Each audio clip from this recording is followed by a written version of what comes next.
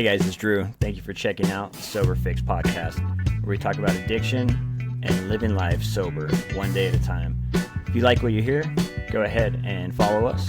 And if you get some time, check out our Instagram page at the Sober Fix podcast, and also our YouTube and TikTok at the Sober Fix. Hope you enjoy the episode. What's up, guys? It's Drew. Thank you for checking out another episode of the Sober Fix podcast, where we talk about addiction, recovery, overcoming struggles, changing our life, getting connected to others, a support group, turning things around and facing adversity and going on to getting through it, and then going on to contacting others and saying, look, I've been through this. I made it out. If you're struggling with something, you can make it out too. And I love having guests on here. We've got another great one. We've got Jacob Scholze. You might recognize him from the page on Instagram, TikTok, Facebook, Feel Sober Good, feel_sober_good. Jacob, what is up, man? How you doing today? I'm doing good, Drew. Thanks for having me on. Yeah, absolutely. And I've been checking out your page for a while. It's always been super. I just love the sober community. I love seeing different people's pages on there. And I think we were just talking about it earlier, but I think it spreads hope and it shows people that we can all be in this together and can change. I just want to get to kind of the beginning, Jacob. Where are you from? Where did you grow up at? I'm from Wisconsin. That's where I grew up, a small town in Wisconsin, and yeah, that's. I've always lived in Wisconsin, so. You've always lived there? Yeah, that's like me. I've always lived in California, pretty much, but I love it. And I want to ask you, when did you first find alcohol? When was the first drink, do you think? It would have been, probably when I was quite young. Just, thought it was cool to maybe sneak a beer or something like that, and nothing too major. And that's kind of, it's where it started, and progressively became a real problem. But as you're a teenager, you start to experiment with that kind of with drinking, and it seems fun, and you're having a good time with your buddies, and so there's some times where maybe you get a little out of control, but it's generally been, in those cases, maybe was a safe, because you weren't driving or something like that. You're just kind of just being young and dumb, sort of, or all that sort of thing. And then as I got older, it just was more of a social thing.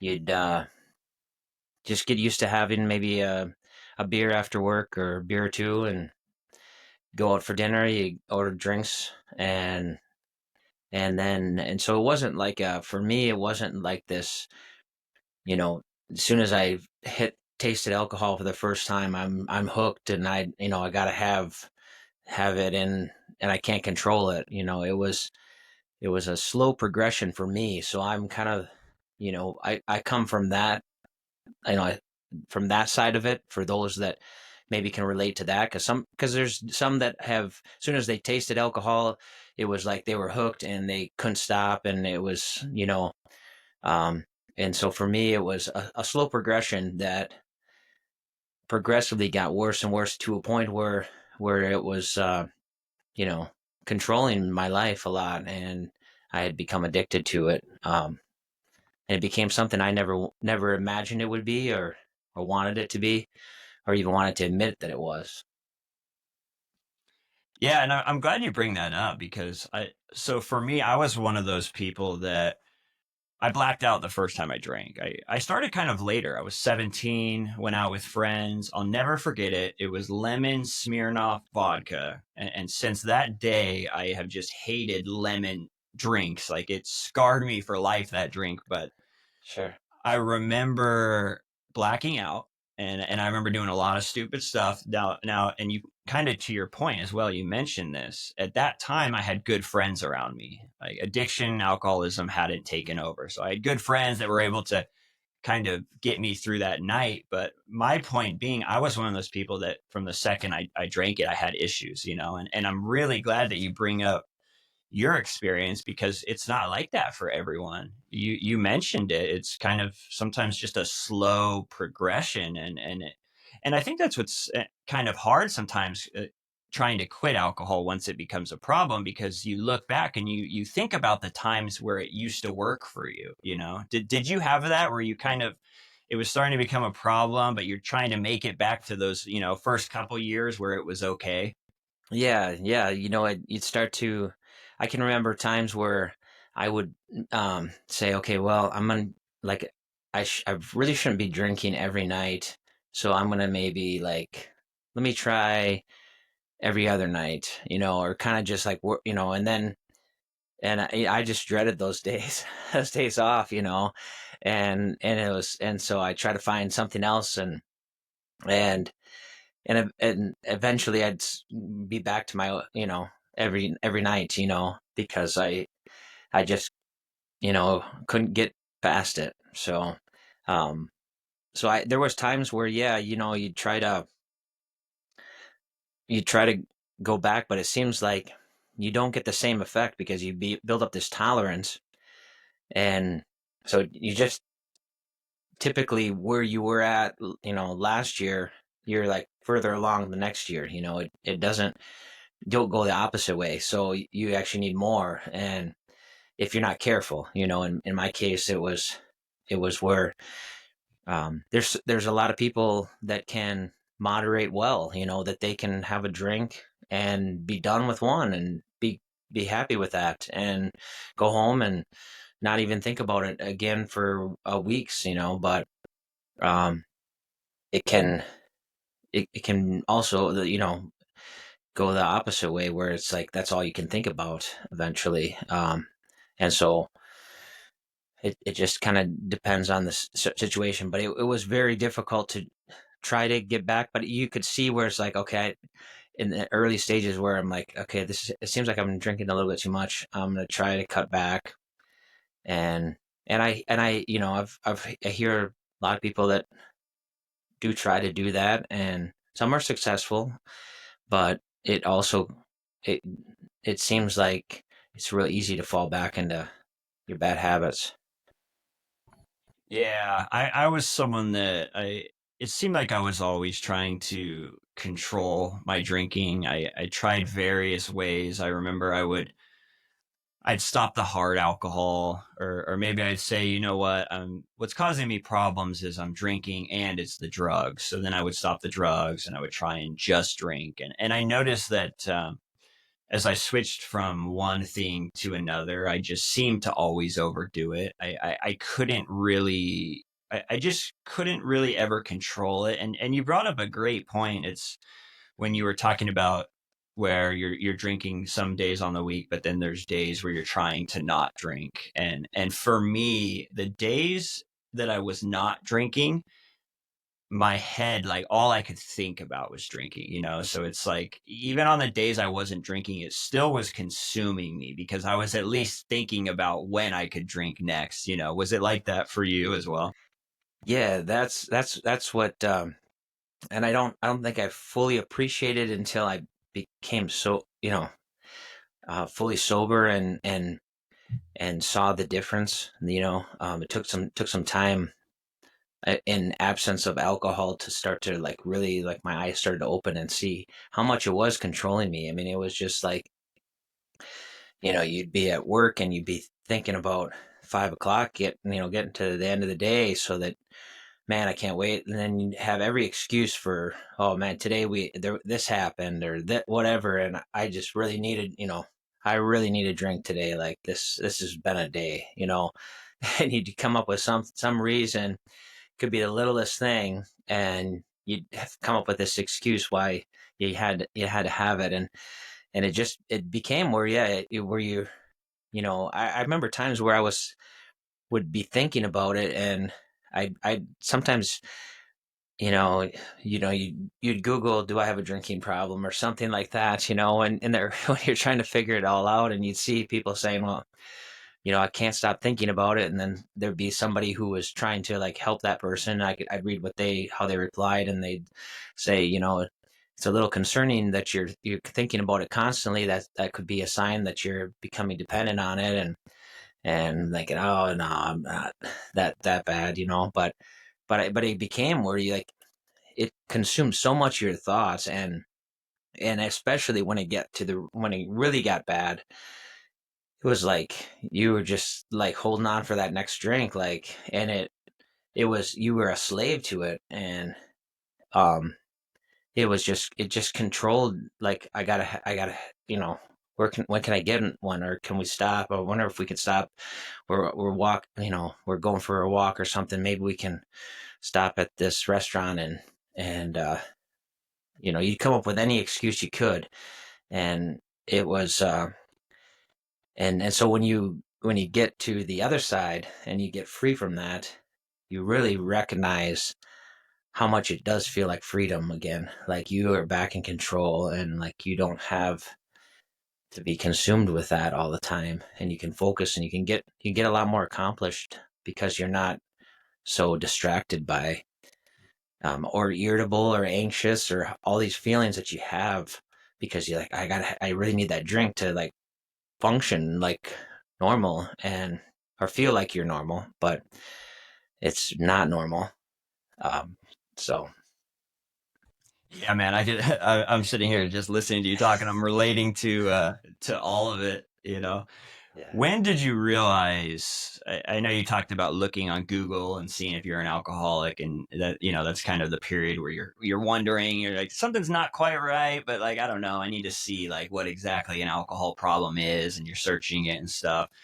When was the point where you kind of realized, okay, like this is becoming a problem, like my drinking isn't quite normal? Do you remember a certain time period where you started to kind of figure that out? I could start to see, like, um when it was, you know where you basically you have to, you come home, maybe you take a quick shot so that you can get that get a first one down real fast, and then make the show drink, so to speak, and so people don't notice that you need to drink as more than they do. It doesn't looks like you're drinking the same as all the rest of us.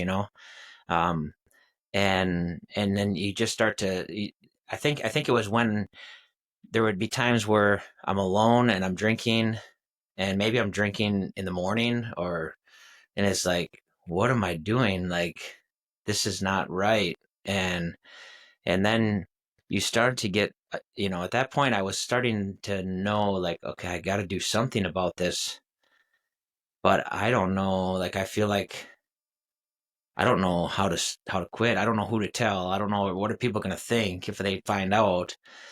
And then, can I stop? Like, I don't know if I can stop. Like, that sounds horrible. Like, maybe I can just cut back, and but you just can't. It does not have it.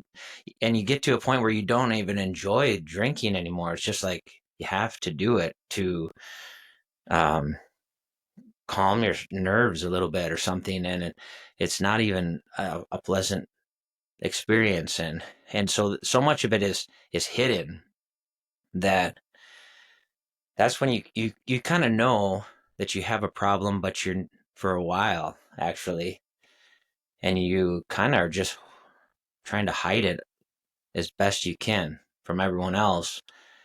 And you get defensive if somebody comments on it, because you kind of, that's kind of a sign, like, it's a issue, but you just don't want to.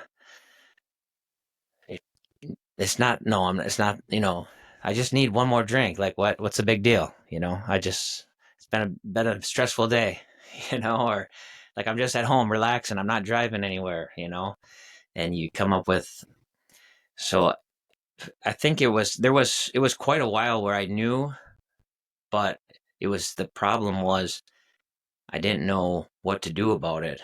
and that's kind of why, you know, now I want to share and be open about that, because I know that there's a lot of people struggling with this, and they're struggling silently because of the stigma, the worry about what other people are going to think, the worry if they can quit, the worry, what's life going to be like without it? It's going to be boring. Is it? Um, and you just become addicted, because alcohol is highly addictive. It's um, and it's so common everywhere you go, who you're with, even people they're not maybe not abusing it, but they're drinking it. Probably 7 out of 10 people are drinking. Generally, seems like. I don't know the exact statistic, but majority are, and so you're around it. So like, to try to, even if you think, okay, I'm going to cut back, and then you go out for dinner and then everybody's ordering drinks, it's just like, yeah, I'll just have one, and then that turns into 4 or 5 or whatever it is, Yeah. and so it's like you just can't get past that. And I think there's a lot of people that are struggling. They know that they should do something about it, but they're in that same situation. And so I think that's why it's important for, if you're comfortable doing it, because not everyone is comfortable sharing all their faults, and but if you are, you can really help a lot of people, because I've been helped a lot by people who have been willing to share their struggles and what they've overcome and how they did it, and that's helped get me where I'm at today. Yeah, and I love that you talk about just the aspect of having to hide it, and having to take that first shot real quick. I'm meeting up with a bunch of friends. I got to take this shot real quick because they're all about to be here. So I'm going to take this shot real quick. This is going to get me good. Then I'm going to order a beer and I'm going to kind of sip on it. Like, just that illusion of, oh, I'm only drinking as much as you. I loved how you put that, man. It was the same thing for me. And I don't want to ask you too, did you have people that were trying to talk to you about your drinking? Like, was it apparent to people around you? Were they trying to say, hey man, like, your drinking's getting out of hand? Did you have family members or friends that were trying to talk to you about your drinking? Primarily just my wife was the one that would notice it, and that's where the hiding started to really get worse, because it would get me where I get defensive about it, and then she's kind of frustrated, and I don't want to get her frustrated, so I'm just gonna kind of hide, keep, I'm just gonna go down and get a drink, but then maybe you know, I got I got this show drink, that's just that is probably it's probably like 3 drinks in one, for one thing. I mean, it's it's I'm embarrassed to admit it, but that's the reality of it. That's what it was. It was probably, it wasn't one drink, I'll tell you that, based on what they say one drink is. And then besides that, you're already, maybe you got another drink like stashed on the side, or somehow you got a flash somewhere hidden. You're doing somehow you can just sneak it, or you grab one of those little bottles at the gas station and throw them in your jacket pocket, and you can quick you know down one of those. And and it's like, this is a problem, and you don't, and yet you somehow justify it in your head, like it's just because I have a stronger tolerance, but I don't want to upset anyone. As far as other people, you know, um, and honestly, my wife was right on. I mean, by calling me out, or like, and it was out of concern. Like, do you really need another drink? Like, what's, stuff like that. It wasn't really like a argument so much or anything like that. It was just, but others, I think I'm apparently hit it fairly well. Either that or they weren't comfortable uh, talking to me about it or bringing it up.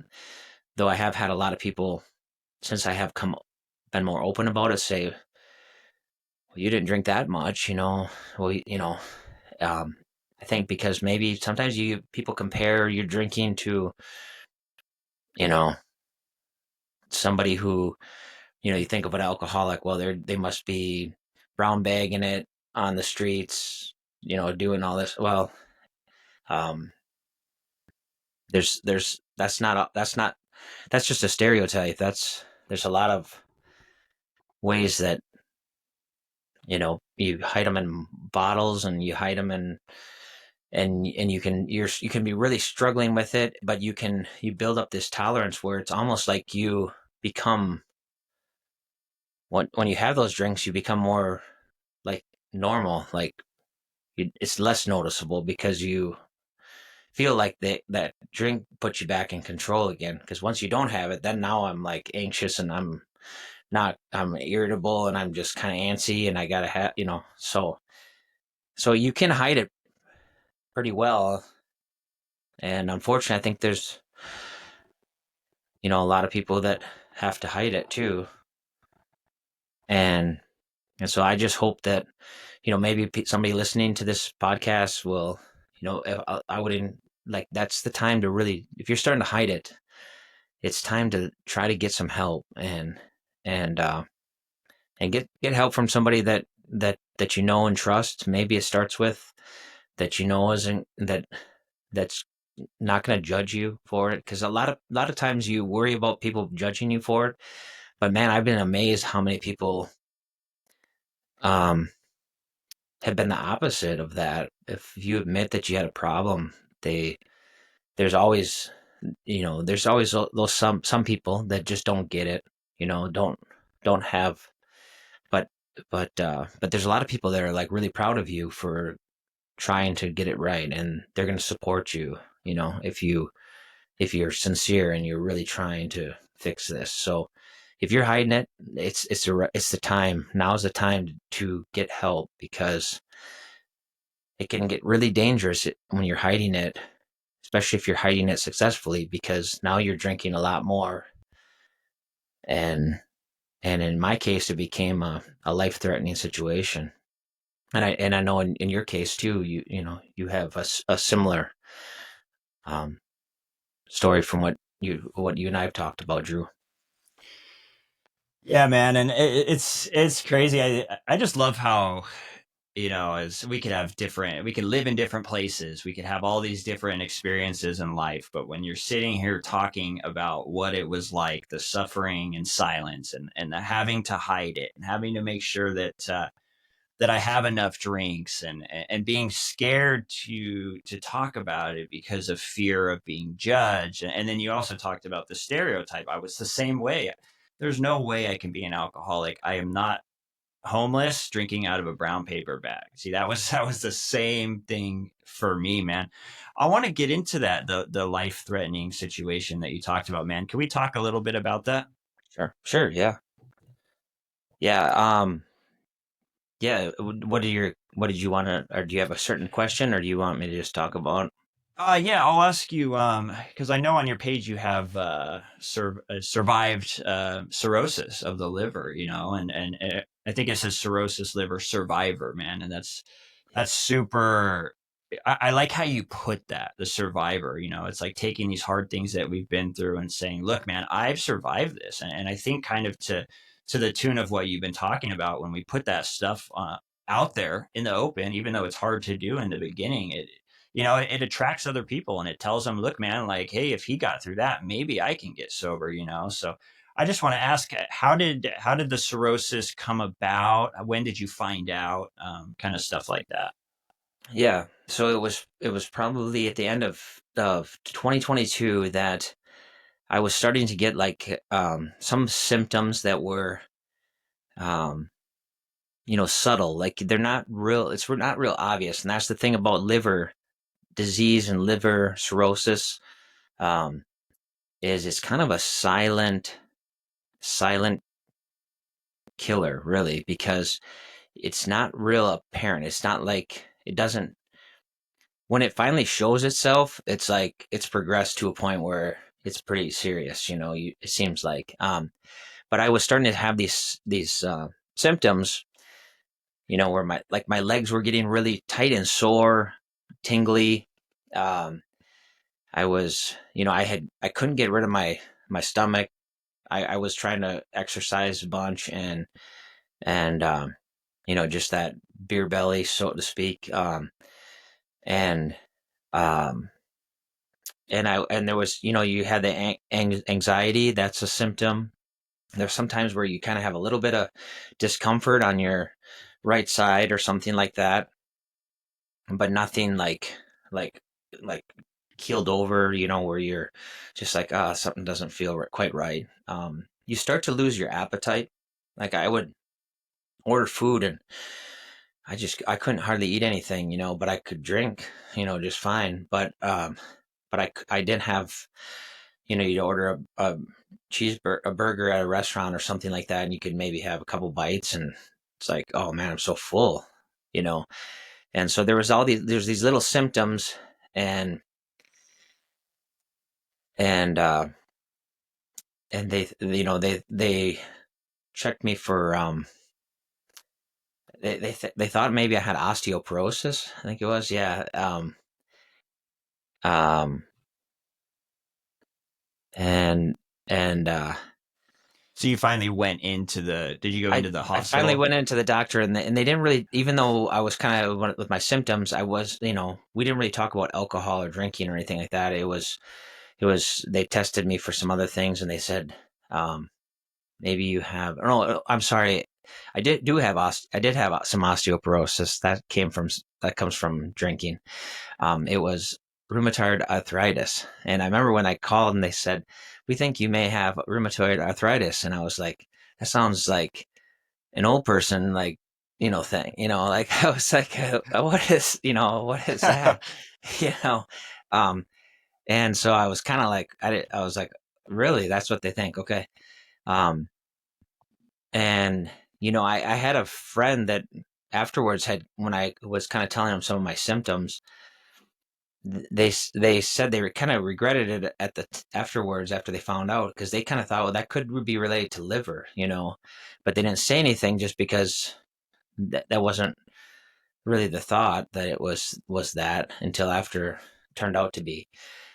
So anyways, these symptoms were kind of sneaking up. I guess my point is there was some symptoms that weren't severe but were kind of like warning symptoms. And so the reason I share that right off the bat is if you start to have some of these symptoms, now's the time to do something about it before it gets to, where you ignore it. Maybe get some blood work done. Have them check your liver, do a liver panel and have them check that, because at least and be honest about your drinking, because um, I wasn't, and we didn't talk about that. And so it got to a point where um, in early part of 2023, I was getting sick a lot. I actually was starting to miss work because I was like in so much discomfort.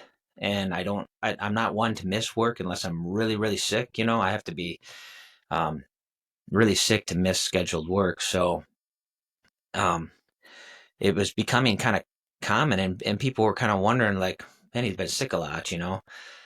And but I was like, I think I'm feeling a little bit better. And I went to some dinner parties, like for work. I went to a couple dinner parties, and one of them I went to on a Monday, and on Thursday I was in the ER. So everything seemed like, here I'm taking pictures, smiling, happy. Everything's, I'm not feeling the greatest, but all of a sudden it's like, on this particular day, my stomach was just really, my wife made a comment like, your stomach looks like kind of, it really was like swollen. It was basically filling up with fluids. Um, and and it's like, I kind of thought to myself, yeah, it is kind of weird, but I just try to, it's fine. I'm a little bloated or something. I don't know. You try to come up with Yeah. something else, you're not thinking, I didn't even think it was, I didn't know enough about, you know, cirrhosis or even liver disease to know that that was what was happening to me. And I went into work, and it was like, man, my stomach is just like hard, and like something's not right here, and I don't feel very good. And I work with my dad, and so I asked him to talk to him, and I kind of just showed him what was going on. I said, something's just not right here. And he agreed. He's like, yeah. He goes, he says, you need to go see a doctor, like, and you should probably like call and get the on call doctor. If you can't get to your normal doctor, you should go today. Like, you need to go get this checked out. And so I had to get the on call doctor, and when I went in there and I saw him, and he starts looking at my symptoms and stuff, and he I can still remember his look on his face was such a concerned look. And and then he starts asking me questions about, how much do you drink alcohol a lot, and started asking me questions about it and stuff. And I'm thinking, why is he asking me so many questions about drinking? And all of a sudden I'm like, oh crap, like, this has to do with my drinking. Oh, it all um clicked. and it's starting to come together, like, oh man, what did I do now? And he's like, I think that you're filling up with fluids, and we need to get you to the ER right away. We need to get this drained out. And uh and I and I and I was supposed to go for a business trip, like, in like 5 days. And I said, well, I got a business trip I got to go to in a few, these on this day, is that pretty soon here. And he goes, I think you're going to want to change your plans for that. You may want to, you're not going to be wanting to go on any trips right now. And that's when it got real. Like, and I'm in the ER and seeing those doctors, and they started looking at me. They're like looking at my eyes, and, well, they're seeing a little jaundice in my eyes, and the yellow in my eyes and stuff. And everybody's asking me about drinking. It's just like it was like every doctor I saw, every nurse I saw, I swear, they were constantly asking me. And I'm still kind of trying to like downplay it a little bit, like, oh, I have a few drinks after work. I do drink every night, but I'm not giving them 100%, because I'm still kind of afraid to get, admit this. Yeah. I'm in a small community. People know me, and a lot of these uh, doctors and nurses are customers, so I'm just like, really embarrassed, I guess. And that's and and I didn't need to be, I guess, because, hey man, we all struggle with stuff. And they were very, um you know non-judgmental to me about it. um so but it was clear at that point, like, they're like, we need to send you to another hospital. And there was a big snowstorm that night, and they were trying to get an ambulance for me. And I'm like, an ambulance? Like, I was just in shock of what's going on. Like, what is happening? And um and so yeah, then from there it was like, it it it was really became real, because then there was a lot of questions, and like, what's causing this? And just because they drain out that fluid, all of a sudden it shows right back up, when you have liver cirrhosis. And so it's like, you're getting these perientesis on a regular basis, and it's like a relief because it's quite a bit of discomfort to have that happen, and then it's like a relief when they can drain that out, and so it, I guess, that giving me a lot of some of these details, but the point is, it happens fast. When it gets to that point, it's like it's been building for a while, and now it's like when it hit, it wasn't like, okay, now you need to, this is, let's just, a week or so, and you'll be out and you'll be starting to feel better. No, it's like, this is like life changing. Like, you might not have much longer to live if we don't get you a liver transplant. And, do you have liver cancer? They're testing you for all this different stuff. And it's scary. And when you got three kids, I got three daughters. Um, at the time they were, um, all under 10, you know, and, Wow. I'm thinking, oh man, I'm going to miss out on all this. And, you know, knowing that I caused a lot of this myself because of what I did, and that I didn't get the help I needed when I needed it. Um, and so my biggest share is, I don't want anybody else to go through that, because that's a scary time, and you can avoid that if you can get it under control before it gets to that point.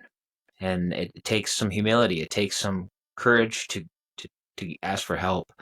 But not everyone is as fortunate as I was. A liver transplant wasn't an option, and so it looked like I was meeting with palliative care.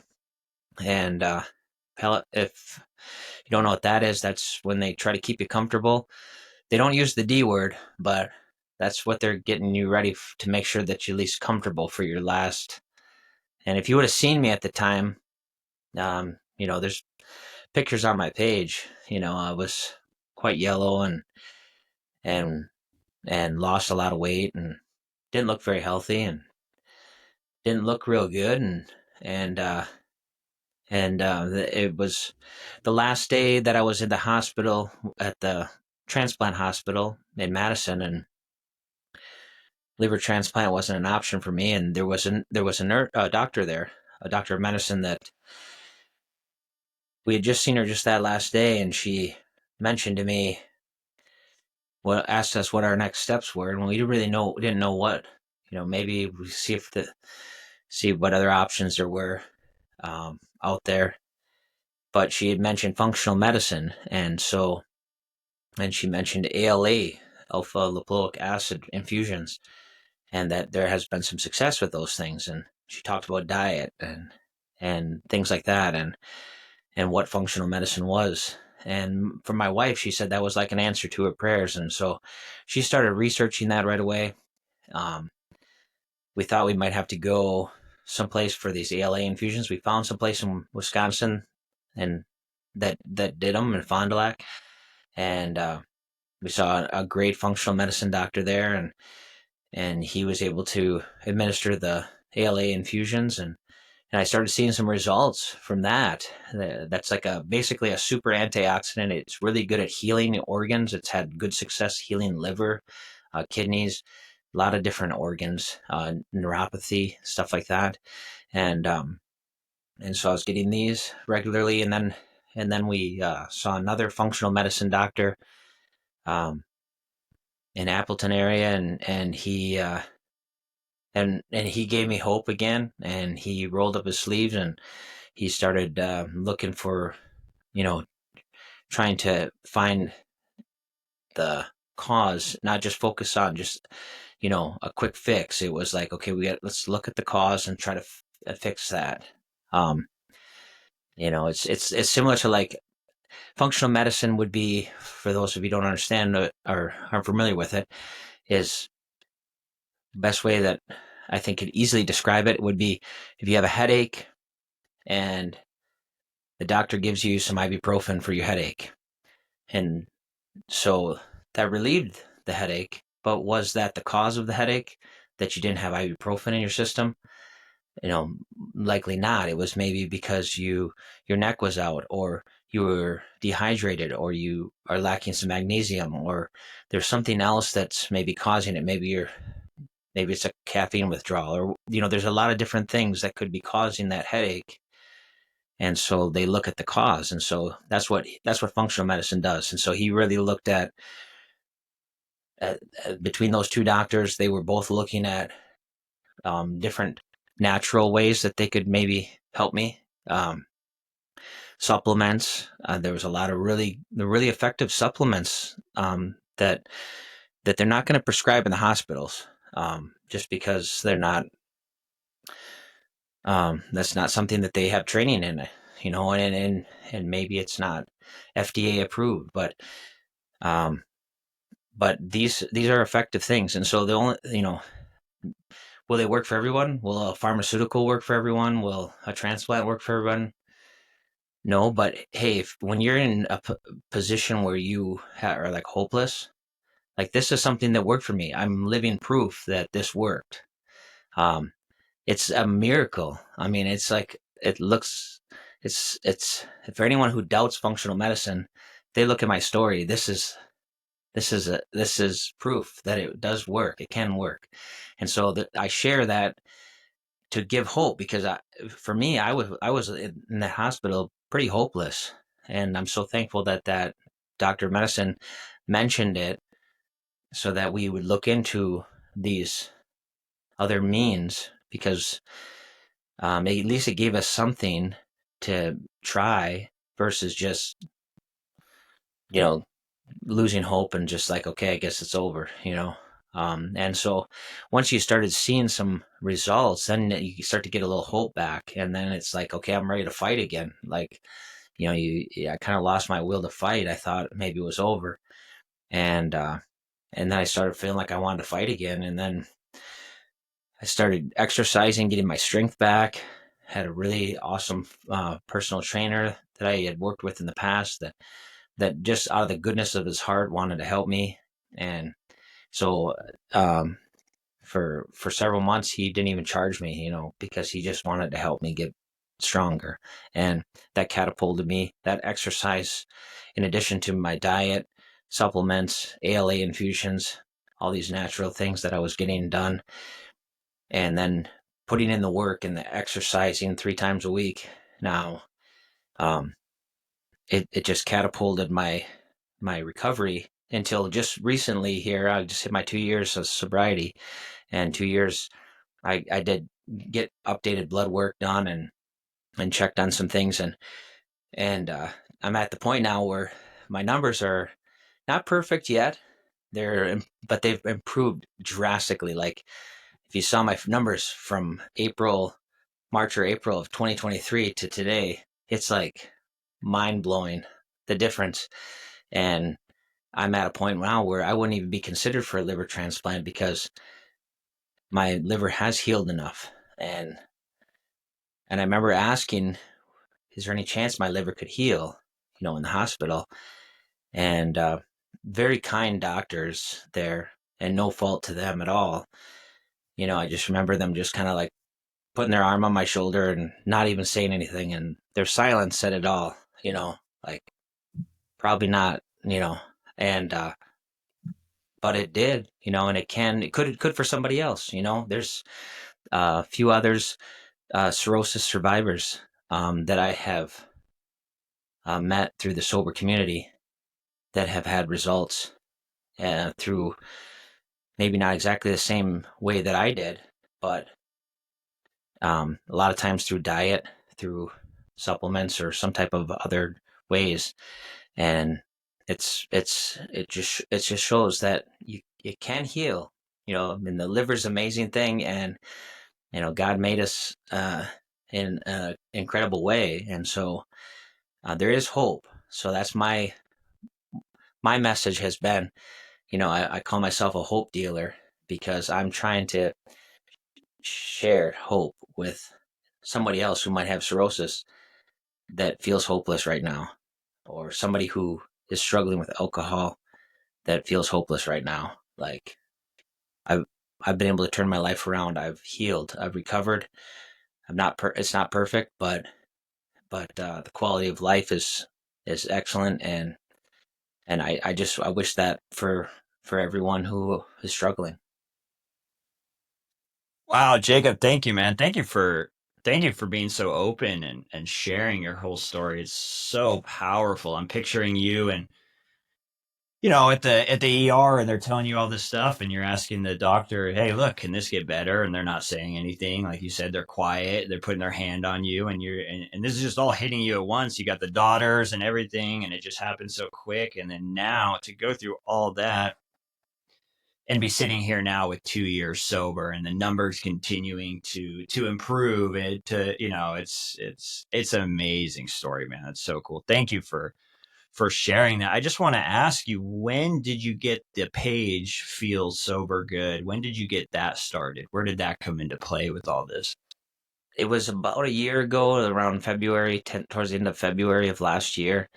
Um, I had been following a lot of sober influencers, just, and I started to see that I could relate to them and hearing their stories. Some of them are cirrhosis survivors. Some of them just had, seeing it helped me to recognize the issue that I had. I think, I saw that, I was in a very similar situation, dark situation that they were in, and it helped me to be, I saw that it helped me a lot for them to share that, and I appreciated that they shared that, and so I thought, well, I want to share, I want to have a little bit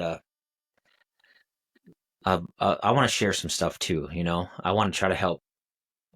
If nothing else, it's good for me. It's good therapy for me. And so I just came up with the tagline, feel so so good, but feel sober good, And so I started it. I just did a little post, and where it really took off was actually one of my first posts, because it was going to be this real private thing. I didn't even have, I think, my first profile picture was not even, it was like my back, like me looking off, like I was kind of like keeping it real private. I don't think I even had my name on it. It was just feel sober good. Because I still was kind of not ready to tell the world my story. And but that is where it kind of changed too, is that first post, because what I didn't realize, because I was new to all this stuff, was it had linked to my personal page. Okay. Oh, And yeah. so I did this first post, and it was just going to be like, oh, just this, I was going to push it out there and see what happens, and not realizing it, that all of a sudden it had went out to all my friends, anybody who knew me, anybody who followed me on my personal. And my wife says to me, hey, just got this message from someone, and they were they said they're really proud that you came out and shared your struggle, and they're trying to quit drinking too, and this really motivates them. And I was like, how did they find my page already? Like I don't even have anybody following it. She's like, well, you shared it on your personal. I said, I did what? So then I kind of panicked. I mean, I have like a semi panic attack. I'm looking at and I see like the outpouring of like support and all these private messages coming in, and people like actually telling me that they're really struggling, and I realize there's a lot of people out there that are struggling silently, and I realized the impact that sharing could have. And so then I became more, as I got more brave about sharing, and seeing that positive out outcome that came from that, and giving. And I thought to myself, when I was in that place, I wish I had somebody like me at that time, or like you, that shares your story, so that you could maybe reach out to them, and so from there I started to share more, and um and then it just kind of grew from there. And all of a sudden, I found a lot of those in the sober community. It's they've I've met them through social media, and I know there's a lot of negativity you and I talked about social media in general. Sometimes maybe time wasting, or that it's meaningless or that, but the sober community has really been. Um, I see it such a positive outlet for not only myself. You can just see those that are part of this community that we support each other and we encourage each other and we um, root each other on, and it helps. We're helping one another, and in the process, there's other people that are, because we're sharing. We're all sharing together. We're we've created this community where we share, where people feel comfortable to come to us, ask us questions, um, or just follow us. So maybe it gives them a little bit of motivation. Maybe they're trying to quit, or just even if they're just trying to cut back a little bit. I mean, if it's just everybody's different. So some people, I'm not anti alcohol, to the fact that I realize that people can moderate it well. I don't judge people if they drink. I know why they drink. I understand why the appeal of it. I understand why people get addicted to it.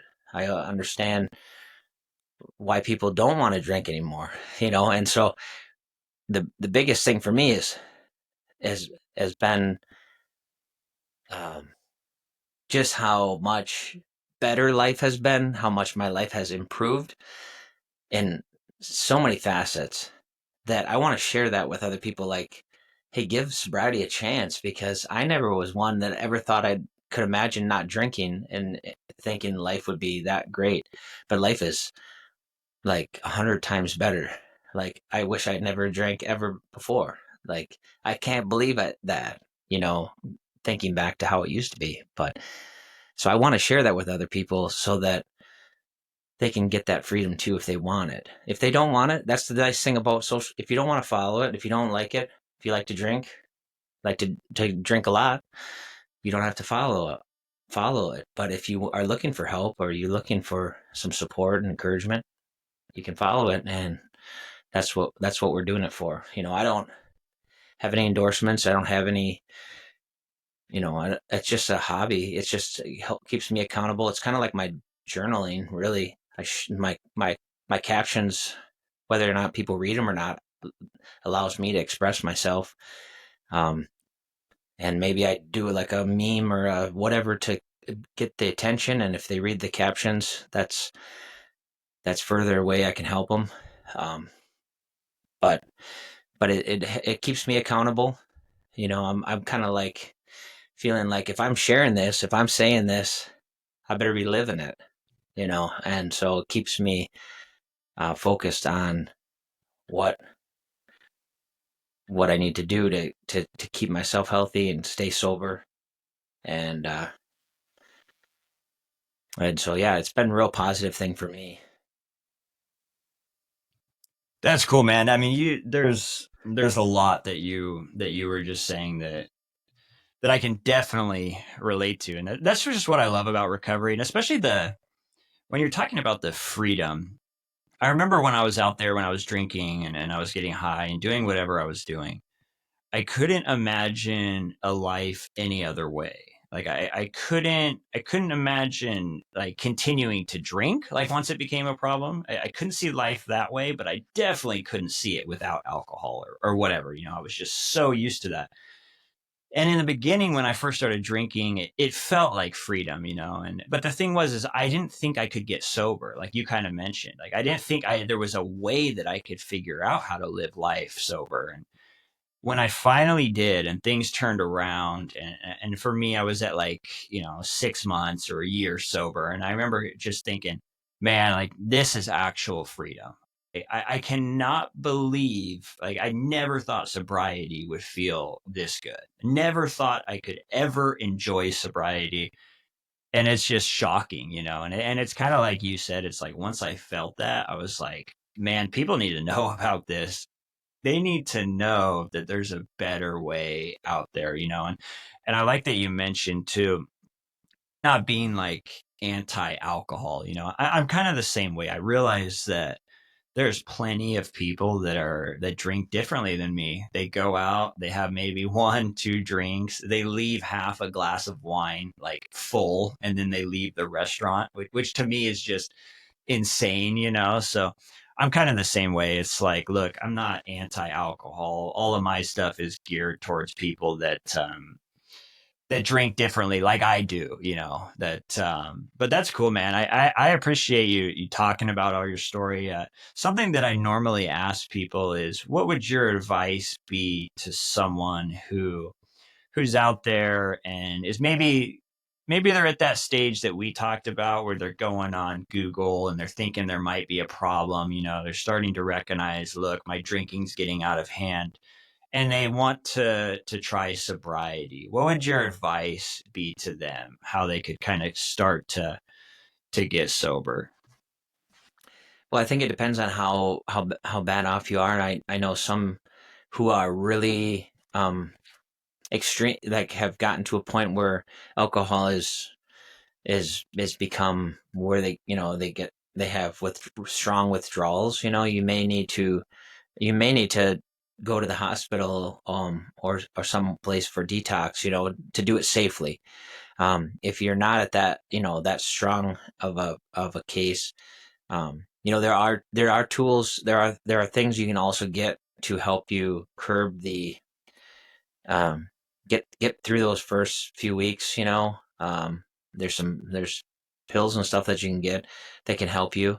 um, and then, so it just depends on, again, the levels you're at.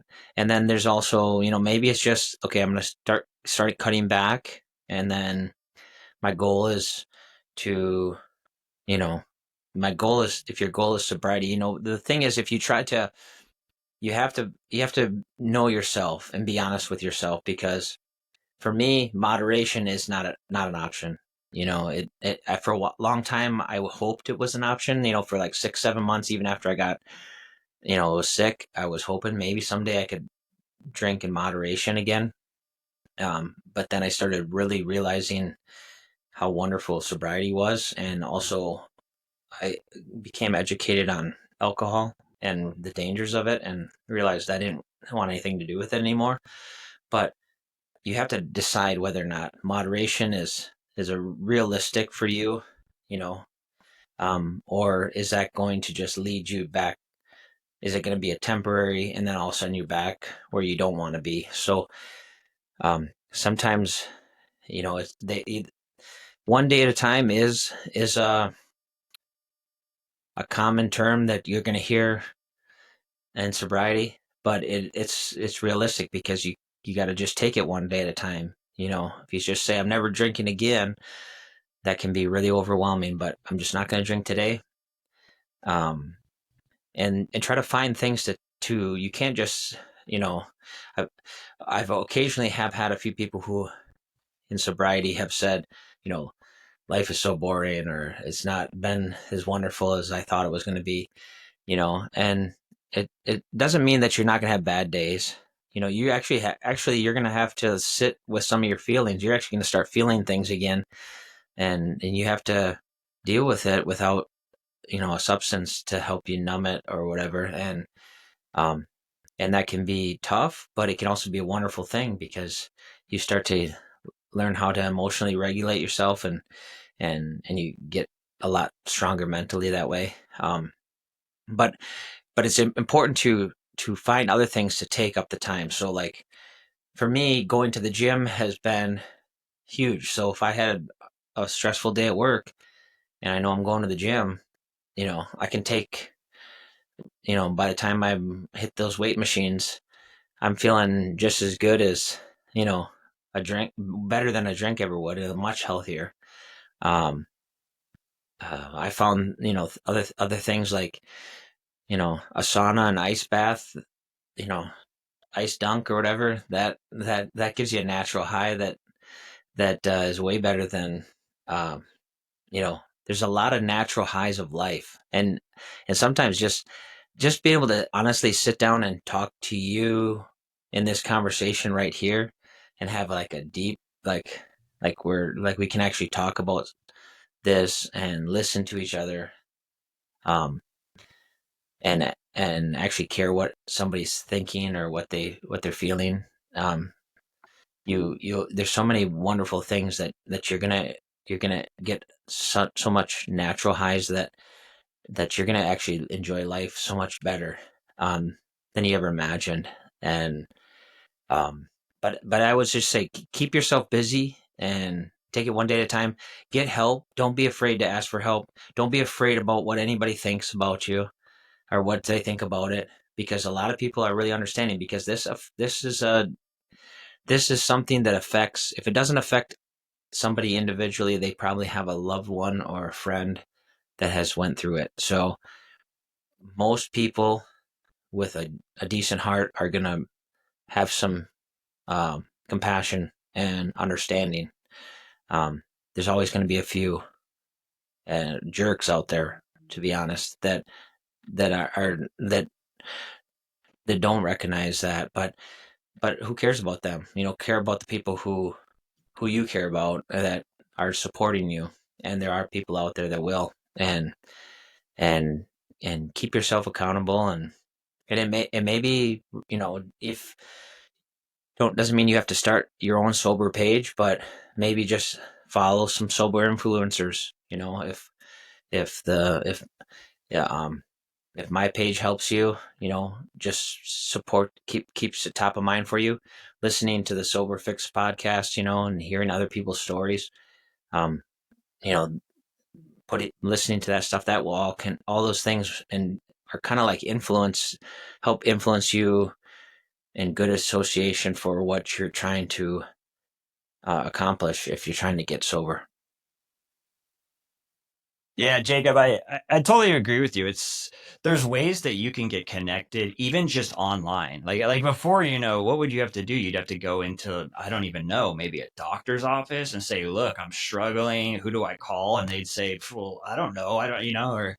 And Yeah. now you can go online, and it's shocking how quickly you can get connected. I think that's all amazing advice. There's so many podcasts out there. There's so many people online. There's just a great community out there. And I think that's just, I think that is great advice. There's so many ways to get connected, and the exercise too. That has saved me mentally. I think most people work out for physical reasons. Hey, I want to look good. I want to get stronger. I want to get bigger. I want to get, more toned, whatever.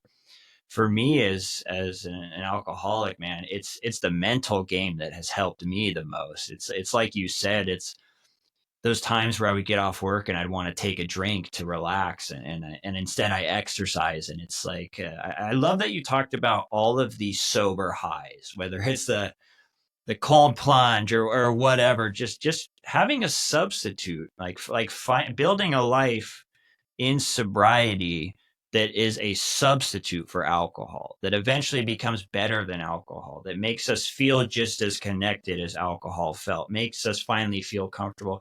And we're going to have hard times. We're going to have those hard days. And I like that you mentioned sometimes the days in sobriety are harder than some of the days in addiction, just for the simple fact that we're feeling everything. So Jacob, I appreciate you, man. I loved hearing your story. It's such a powerful story. I like what you're doing with your page, and just sharing your story. I appreciate you coming on here. I want to ask you one last question. What is next for you? What are your goals in sobriety or just life in general? I would say this, last year my theme was hope, and that's a common uh, theme I would continue on, but it's really focused on growth now, because I feel that I had hope got me to recovery, it got me to healing, and now I feel like I'm ready to take my foot off the brake, hit the gas, and I have a lot of goals, and I think that that's one thing that's just been amazing about sobriety is, when I was younger. yeah, I had all these visions and hopes and goals and dreams and things I wanted to do, and then slowly I feel like I lost, like, you know, 5 to 10 years of my potential because I slowly was heading down this dark road, and alcohol was taking away my ambition, and um it was making me someone I wasn't. I lost myself for a while, and I feel like now I feel like I aged backwards, and I'm like 10 years younger, and I got goals and I got visions and I got, you know, I want to honestly, just keep getting better as a person and improving as a human being, and making the most of the second chance at life. And I want to help other people. I want to be a better father, better husband. I want to be a better friend, be a better listener. Those are, you know, all things that I'm working on. I'm not perfect at, and I never will be perfect, but I'm really just motivated on keeping on working on those things, and trying to be a more spiritual person, and putting spiritual goals in front of me, and helping others, and giving back to God for all that He supported me through this, because I wouldn't have got through it without Him, and the support I felt the support. So there's just a lot of the ways where I want to give back now. I want to grow. I want to keep. I'm not content where I'm at yet. I feel like I'm just now got to the point where feel like I've recovered. It's been 2 years, 2 year process. And I'm not 100% there yet, and I'm still going to keep climbing, and so that's what's next for me.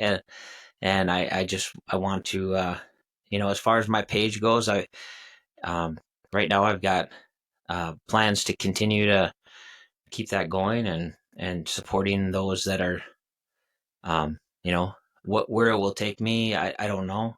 Right now, it's been, you know, very helpful to me to get where I'm at today. So, um, I want to keep that going, at least for a while, and you just never know where life's going to take you, or whether or not you feel where you're at a point where you don't want to talk about it anymore. I don't know. I guess I don't really know. But right now, it's something that's important to me, and it's helping me, and hopefully it's helping other people. And so that's kind of where I'm at for this year and the years to come, I guess. We'll see. Yeah, man. And that's kind of what's so exciting about this journey is we get rid of the alcohol, and like people like me and other people that were doing the drugs too, we get rid of that stuff. And the exciting thing about it is we don't know what's going to happen now. We know there's a lot of great opportunities that come from that, and it's like, let's just see where it goes. Let's be on this sober journey and see what comes of it. Jacob, thank you, man. I appreciate you. Anyone who has listened to this episode, go and check out Jacob's page. I will leave any links to his social media on the episode details. And Jacob, thanks, man. Appreciate you. Yeah, thank you, Drew. All right, you made it through another episode. Thanks again, and if you'd like to collaborate or come on the show, please email me at thesoberfixpodcast@gmail.com. Have a great day.